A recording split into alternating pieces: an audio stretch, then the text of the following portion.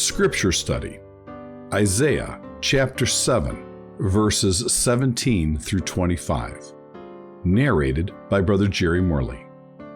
The Lord shall bring upon thee, and upon thy people, and upon thy father's house, days that have not come, from the day that Ephraim departed from Judah, even the king of Assyria. And it shall come to pass in that day that the Lord shall hiss for the fly that is in the uttermost part of the rivers of Egypt, and for the bee that is in the land of Assyria. And they shall come, and shall rest all of them upon the desolate valleys, and in the holes of the rocks, and upon all thorns, and upon all bushes. In the same day shall the Lord shave with a razor that is hired, namely, by them beyond the river, by the king of Assyria, the head, and the hair of the feet, and it shall also consume the beard. And it shall come to pass in that day that a man shall nourish a young cow and 2 sheep. And it shall come to pass for the abundance of milk that they shall give, he shall eat butter. For butter and honey shall everyone eat that is left in the land. And it shall come to pass in that day that every place shall be where there were 1,000 vines at 1,000 silverlings, it shall even be for briars and thorns. With arrows and with bows shall men come thither, because all the land shall become briars and thorns.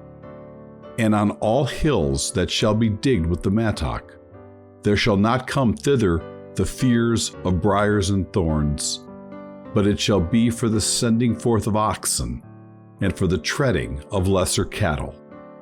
Who shall be used to attack Judah?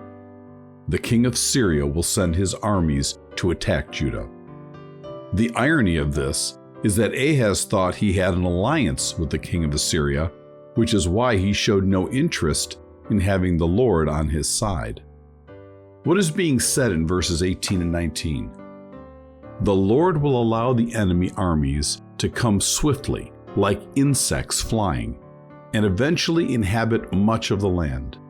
This is similar to what was said at the end of chapter 5, quote, "And he will lift up an ensign to the nations from far, and will hiss unto them from the end of the earth, and behold, they shall come with speed swiftly," end quote. Isaiah 5:26.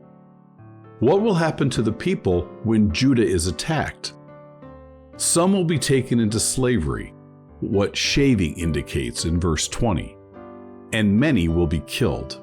In fact, so many will be killed that the animals will produce more milk than they can consume by the few remaining people. What will the land be like after this attack? Where there used to be many grapevines worth a lot of money, there will be briars and thorns. This will be partly because crops will be destroyed, and partly because there will be fewer people left to plant and raise crops. Instead, people will have to rely on hunting with bow and arrow for food.